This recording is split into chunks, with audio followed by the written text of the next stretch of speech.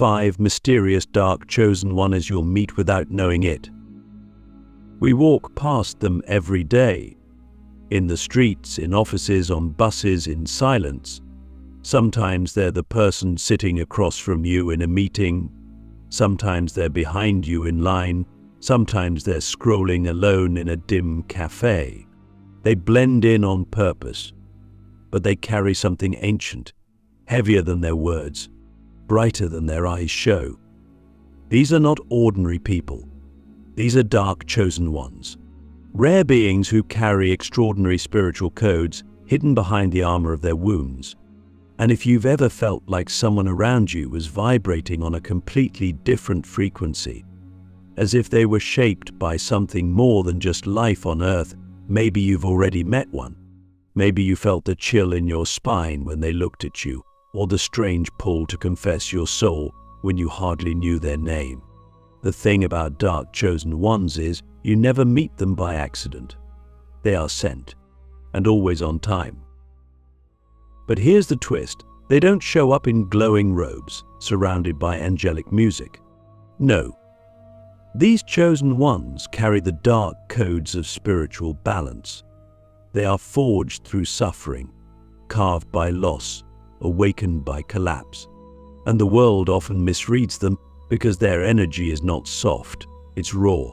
Their silence is often mistaken for coldness, their direct gaze for threat, their detachment for arrogance. But in truth, they are carrying the kind of energy that could shatter illusions if they let it flow unchecked. So they stay quiet. But when you meet one, you feel it. You feel like something just shifted. Your skin tingles. Your mind speeds up. Your shadows stir. Not because they're here to harm you, but because their very presence forces your soul to wake up a little more. Click subscribe to this channel to get more profound spiritual lesson. I remember the first time I met one. I was in a city I didn't know, walking without a destination, and there she was sitting on a bench, eyes like glass but full of fire, staring into the void like it owed her answers. I sat without thinking, didn't even say hello, and for a moment I felt like she could hear my thoughts. Not just what I was thinking, but what I hadn't even admitted to myself yet. She never gave advice. She just asked one question. Why are you still holding on to what already left you? It wasn't poetic. It was surgical. And in that one question, I saw myself collapsing inward, then opening. I didn't know her name. She was gone when I turned to respond. But something in me had been unlocked. That's the mark of a dark chosen one. They don't teach you. They trigger you into seeing. You've probably met one already. Maybe it was the man who said one sentence that haunted you for weeks. Maybe it was the stranger who walked past and left you with the sudden urge to change your life. They are spiritual mirrors, but not soft ones. They don't reflect your light. They reflect your truth. And that truth might come with discomfort, with confrontation, even pain, but it's clean pain. The kind that cuts away the fake. And if you've been chosen to meet one, that means you were ready. Ready to wake up, even if you didn't know it. The first type of dark chosen one you'll meet is the shadow messenger. This one looks like your enemy at first. They challenge your every idea. They provoke you, push you, test your limits. You might fight with them, reject them, even hate them. But later you realize they said something no one else dared to say. They saw through your masks. They exposed your patterns. And even though they triggered you, they also cracked open a part of you that had been asleep. Their job isn't to comfort, it's to awaken. And they do it through the shadow, through conflict, through rejection, through pressure. But after them, you're never the same. Then there's the silent guardian. They never say much. They don't advertise their presence. But when they're around, chaos can't touch you. You don't know why, but their energy calms the room. Like an unseen shield. They've walked through spiritual fires so intense that most people would have crumbled, and that depth becomes a vibration of safety, of quiet power. You might think they're cold, distant, unreachable. But they're watching, observing, protecting in their own way. If you've ever been in a dark place and someone appeared who didn't try to fix you but just stayed, unshaken, that might have been one. The silent guardian doesn't heal with words. They hold a field that allows you to remember your own strength. And sometimes, that's more powerful than any advice. These dark chosen ones don't come with fanfare. They rarely talk about their path. Most of them don't even know they're chosen, but their lives are marked by patterns, deep loss, constant transformation, isolation, and above all a sense of watching a world they're not fully part of. Like they're always half in, half out, because they are. Their soul spans dimensions. They weren't sent to fit in, they were sent to shift frequencies. And they often do it without recognition, without thanks, without ever being seen for what they truly are. So ask yourself this: has someone ever entered your life for a short time but changed everything?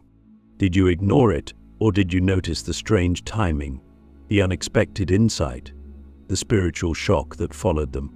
The more awake you are, the more you'll start to recognize them, not just by their presence, but by the way they move through you. Because these beings don't teach with logic, they teach through resonance, and once you meet one, their frequency never really leaves.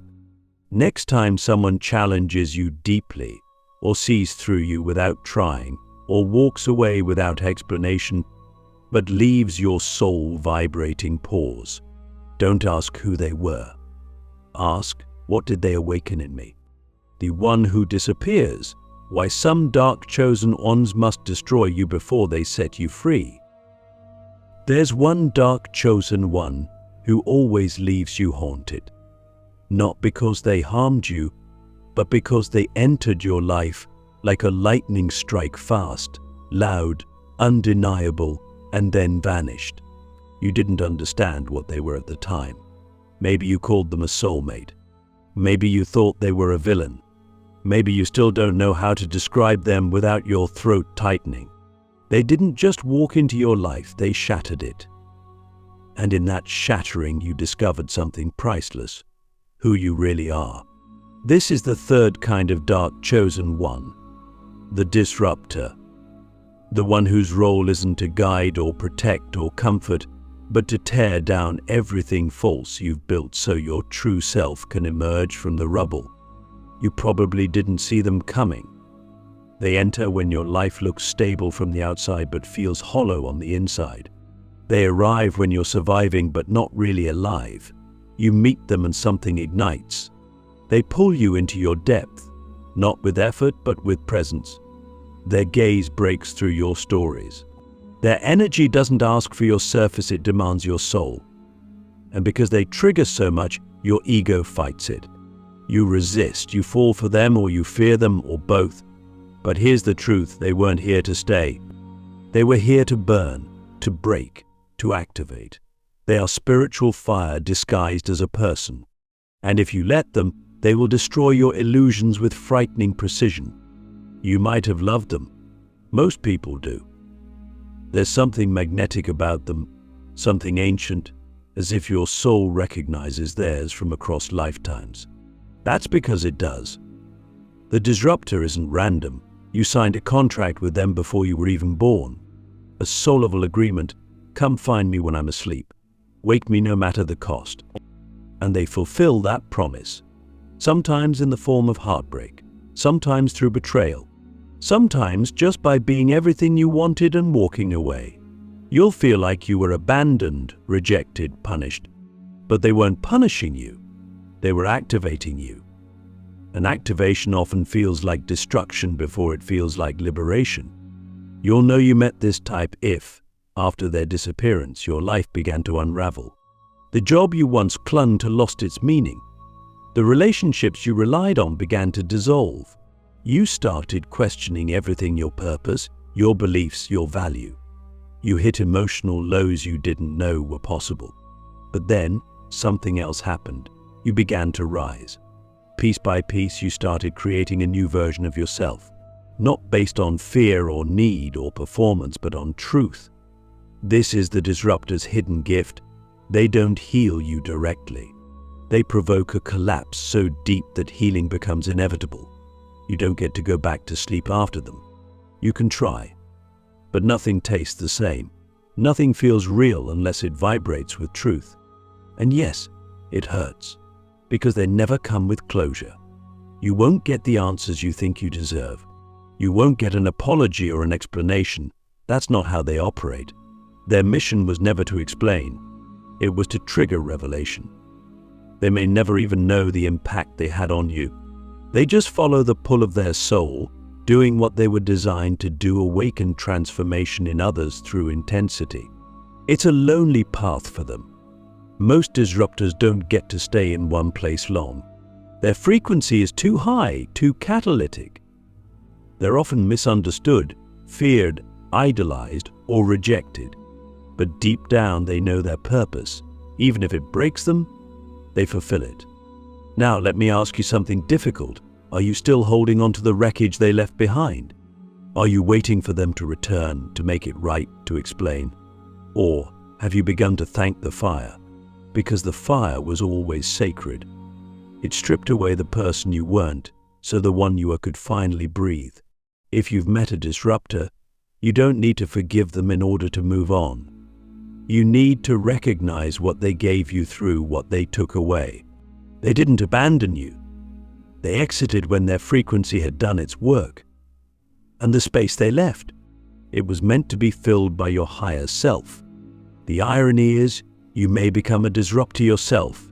Many who meet one end up becoming one for others, not intentionally, but because their energy becomes refined by fire. When you've walked through that depth of darkness and rebuilt yourself from the soul outward, you become a living catalyst. You no longer feed people comfort, you feed them truth. And truth, as we know, is often uncomfortable. But it's also healing. And those who are ready will recognize your frequency, just as you once recognized theirs. This is the paradox of spiritual awakening. The people who hurt you the most may have been the ones who freed you the most. The relationships that ended the most violently were often the ones that carried the deepest keys. And when you look back not with longing but with clear eyes, you begin to see the architecture of it all. Every loss was coded with light. Every ending carried an invitation. Every dark chosen one you met was not a curse, but a torchbearer for your path. So if you're still in the aftermath of meeting one, stop chasing their shadow. Start stepping into your own light. They didn't leave you empty. They left you open. Now it's your turn to become whole. The Dark Mentor, how one unexpected stranger may be guiding your destiny without you realizing it. Not all teachers arrive in classrooms. Some appear in alleyways, in airports, in brief encounters that don't look like lessons at all. And some never speak a word, but they change the entire direction of your soul. This is the fourth type of Dark Chosen One, the Dark Mentor. Unlike the disruptor, the Dark Mentor doesn't destroy you outright. They don't ignite wildfires in your life. Instead, they work from the shadows, quietly, strategically, often unnoticed. They aren't flashy, and they rarely reveal their full hand. But make no mistake, when they cross your path, it is because your higher self called them in. They are here to shift your trajectory. They appear not when you're desperate for help, but when you're finally ready to grow through truth rather than trauma. The Dark Mentor might show up as someone you're drawn to for no obvious reason. Maybe you meet them during a spiritual retreat, or they're the strange new co-worker whose presence makes you rethink your own behavior. Maybe it's a stranger on a train who says one sentence that echoes in your head for years. Or maybe it's someone online whose energy you can feel through the screen. Something about them feels unsettling, yet you can't look away. They don't offer easy affirmations or sweet encouragement. Instead, their words hit like riddles. They challenge your ideas. They point to the places in you that are still in denial, but their impact lingers. You don't always like them, but you grow because of them. You know you've met a dark mentor when the lessons begin after they leave. They say something subtle, but the message keeps unfolding in layers long after the conversation ends. You find yourself re-examining your beliefs, questioning your habits, observing your thoughts more sharply. It's like they planted a seed of awareness inside you, and now you can't ignore what you used to overlook. The dark mentor doesn't give you the whole map, they give you the compass. And they trust that if your soul is ready, it will find the way on its own. These beings often carry a depth that feels unnerving. It's not about age or status, it's about vibration. When you're near them, time slows. Words become heavier. Silence feels louder. You might sense they've lived many lifetimes, that they've walked through worlds you can't yet access. And even if they seem ordinary on the surface, something about their presence cracks open your spiritual memory. They don't tell you who you are. They remind you, not with grand speeches, but with energy. And the reminder doesn't come as comfort, it comes as tension. Because growth rarely happens in soft spaces. It happens when the truth makes you uncomfortable enough to evolve. The most mysterious thing about the dark mentor is they never explain themselves. They might guide you and then disappear. They don't need credit. They don't need you to thank them. In fact, they often resist being put on a pedestal. They don't want followers. They want to awaken leaders. And so they speak in layers, act in riddles, and retreat when the energy says their work is done. They trust your path more than you do. That's why they never force you to learn. They just drop the key and walk away. If you've ever met someone who felt like a puzzle, you couldn't stop solving someone who challenged your thinking without ever attacking you, someone whose words felt like ancient instructions encoded in simple sentences. You may have met a dark mentor. And if you're lucky enough to have one, don't cling. Observe, learn, integrate. Their magic isn't in being available. It's in activating what's already inside you. And the more you awaken, the more you'll realize the true lesson was never about them. It was about unlocking your own wisdom. So now I ask you, who in your life challenged you without needing to control you? Who offered you a moment of deep clarity and then vanished without warning? Who made you feel seen in ways that felt almost intrusive yet strangely loving? Go back to that moment. That person. Ask yourself, what did I start becoming after they entered my life? Because that's how the dark mentor works. Not by giving you direction, but by shifting your frequency. And once your frequency changes, your entire life reorganizes around it. And here's the greatest secret of all. The dark mentor is often a version of you. A future self. A past self. An echo of who you were meant to be. That's why their presence feels familiar. That's why their words cut so deep. It's not that they're teaching you something new, it's that they're helping you remember what you already knew but forgot. And once you remember, you're never the same. The final dark chosen one.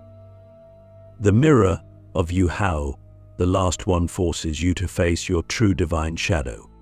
And then there is the last one. The most hidden, the most powerful, and often the most painful of all the dark chosen ones you'll ever meet. Not because they are cruel, not because they intend harm, but because they are the only one who will reflect back to you something no one else can, your own divine shadow. This last one is not here to teach or guide or break you down. They are here to mirror you completely. Every light, every flaw, every suppressed desire, every unspoken wound, every unclaimed gift. They don't even have to try. Just being in their presence activates a mirror so brutally honest, you either evolve or shatter. They could come in any form.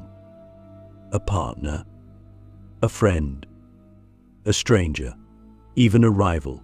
You meet them and something inside you recoils because they are you in reverse. Where you hide your fire, they burn unapologetically. Where you seek to be liked, they are confrontational. Where you pretend to be healed, they bleed out loud. It's disorienting. At first, you judge them. maybe even hate them. But if you're wise, you'll pause, you'll look deeper, and you'll realize that what disturbs you about them is exactly what is buried inside you, waiting for permission to live. This final mirror is not your enemy. They are your unclaimed truth. They hold the pieces of your soul you abandoned to survive in a world that never celebrated your wholeness. The rage you were told to hide, they wield it with purpose. The sensuality you were taught to suppress, they radiate it with sacred confidence. The chaos you feared within yourself, they live it, dance in it, master it. And the more you try to fix or escape them, the more you delay your own becoming. There comes a point in your spiritual evolution when no teacher, no guru, no book can guide you. Only the mirror can. And this final dark chosen one was assigned to you not to flatter your ego, but to finish your liberation. They don't want your admiration. They want your awakening. Their energy might feel too intense, their truth too raw. But when you stop reacting, you'll start seeing. You'll realize that they've been sent to help you retrieve the fragments you lost while trying to be good, nice, enlightened. They remind you that divinity is not perfection. Divinity is wholeness, and wholeness includes the dark. This is the deepest initiation, not to become someone else, but to become all of yourself without shame. That means owning the anger, honoring the lust, listening to the fear, feeling the grief, and transmuting every shadow into sacred power. The final mirror holds nothing back, and neither can you. Because until you look at yourself through their reflection, you will keep wearing masks even in your own spiritual work. The mirror makes self-deception impossible. It demands presence. It demands authenticity. It demands your full return. But here's the twist: once you accept this mirror, something radical happens. The parts of you that felt fragmented begin to unite. The battle between light and dark dissolves, and you see that there was never a war, only misunderstanding. You weren't broken, you were incomplete, and now you are home. The divine shadow is no longer your enemy. It becomes your greatest source of strength. You stop resisting your edge, and instead you become the edge. You embody the paradox, the healer and the destroyer, the priestess and the wild one, the guardian and the rebel, and that embodiment is what makes you unstoppable. Eventually, the final dark chosen one fades from your life, not because they failed you, but because you no longer need them to reflect your power. You've claimed it. You've integrated it. You've become it. And just like that, you step into your own role, perhaps even as a dark chosen one for someone else. The cycle begins again. Another soul will meet you and feel that same shock of remembrance. You will become the shadow that liberates, the silence that teaches, the disruption that heals. Not through effort, but by being who you truly are. So if you've met these 5 and never knew it, now you do. If you felt the pain, the disruption, the discomfort, now you understand why. They weren't obstacles. They were initiations. Each one was a portal. Each one a piece of your higher self, wrapped in human form. And each one left a frequency behind that changed you, whether you noticed it then or not. You didn't meet them by chance. You were meant to. You were ready to. And now the real question is, are you ready to become one of them? The shadows were never here to consume you. They were here to crown you. You just had to walk through them first.